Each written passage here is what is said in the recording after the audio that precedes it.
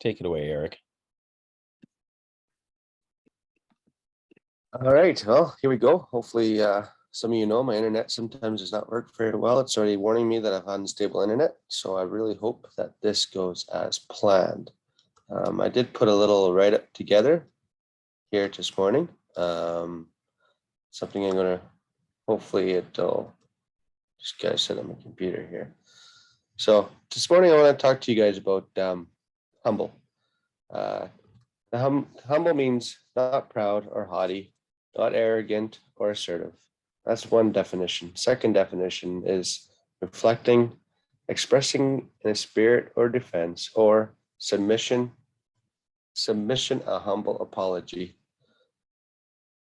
So I just want to start off and I want to tell you guys a bit about myself. Porn has been a part of my life since about 11 years old. It started off slow, then it progressed into so much more. I brought it all the way into my marriage, thinking the same as almost most of you probably did, that once married, it would magically just go away. I was so very wrong. It did not happen. Shortly after being married, the porn came back, especially when the kids came into the picture, as I didn't get the quality time I was looking for, and the little guy in the back of my brain said, "Hey, I know exactly what I can get some of those good feelings from." And so down the rabbit hole I went. I'm not going to give all the details of my life story here, but the addiction went on like a roller coaster in our marriage for the first 12 years. And boy, it had a way of adding manipulation, lying, cheating, and many other things in my life as I tried to hide it. It came to a point in my life that even after putting blockers on my phone that me and my wife were monitoring, I still found a way to access it, any way that I could get through to it. I thought I was being very sneaky, getting around these so-called porn blocking apps. So some may not call it porn because if it's on Instagram or YouTube, but looking at girls with the smallest pieces of clothing possible is still porn. It's still wrong. You can't do it. And if you think it's right, well, then there's something wrong. Like you gotta kick it, gotta get rid of it. Get this fantasizing about someone other than your wife. It does not take much because of the fantasy you can make for yourself. You guys all know what I'm talking about, right?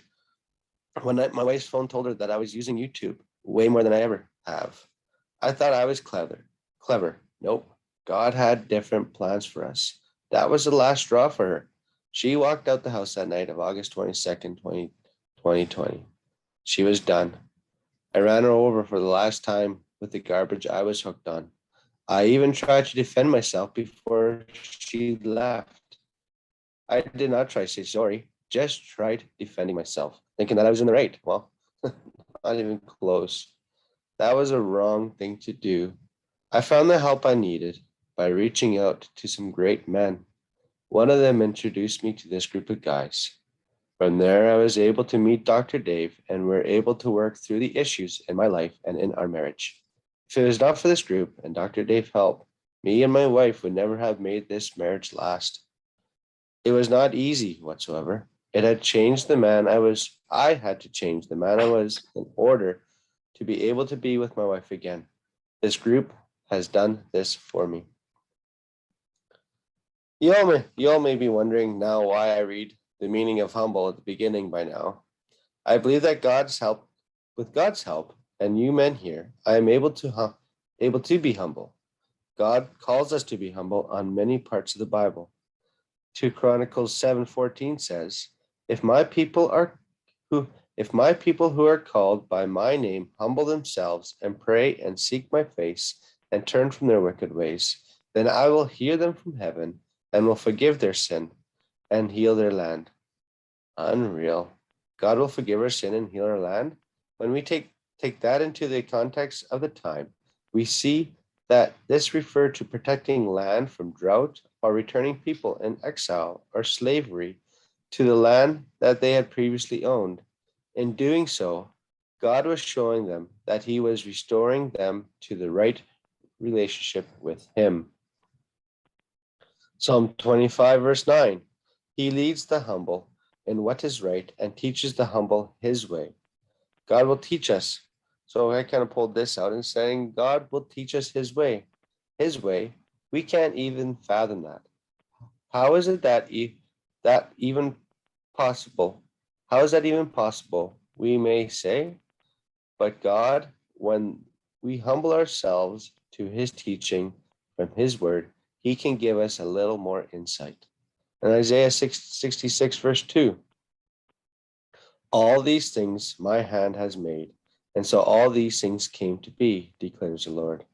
But this is the one to whom I will look, he who is humble and contrite in spirit, and tremble at my word. So I cross-reference to the parable of the praying Pharisee and the tax collector. It was in Luke. The Pharisee came to the temple to pray, and he was proud of himself and all he had done. While the tax collector came knowing exactly what the sins he had committed, and that was not worthy to stand before God. He fell to his knees and humbled himself before God. This is what we need to do in our life. We need to humble ourselves before God. If not, then who are we? Another passage to support this is 1 Peter 5, verse 6, which says, humble yourselves, therefore, under the mighty hand of God, so that at the proper time he may exalt you. And all the passages I got today were from the ESV version. So and I can share this. I got some notes here too. I forgot to send it over to Austin to share. And as we keep going, there are more passages on how God calls us to be humble. I was not humble at all during those first 12 years of marriage. Not sure if I was humble even until about maybe a year ago, if I'm being generous. My wife and I are coming up to about 14 years of marriage now. It has been the best couple of years since I finally got the kick in the butt to change my life around. God has such a huge part in my life now. It's not easy to walk this road, but it is very much worth it. And that's not to say that we don't still have struggles. We are still learning better ways to communicate and to build back up the intimacy that was destroyed in our marriage. I know for a fact that our marriage will never stop growing as long as we keep God at the center of our marriage. Yes, I also know that there are some of you that do not have the outcome of their marriage that you have been hoping and praying for, that sometimes marriages fall apart because of sin in our lives. I also know that God has a plan and a purpose for everything, and that He promises that He does everything for the good of those who love Him. So whether you're single, separated, married, or fighting, right now for your marriage, we need to humble ourselves to God's will in our lives and allow the Holy Spirit to work in the hearts to live ultimately for Him.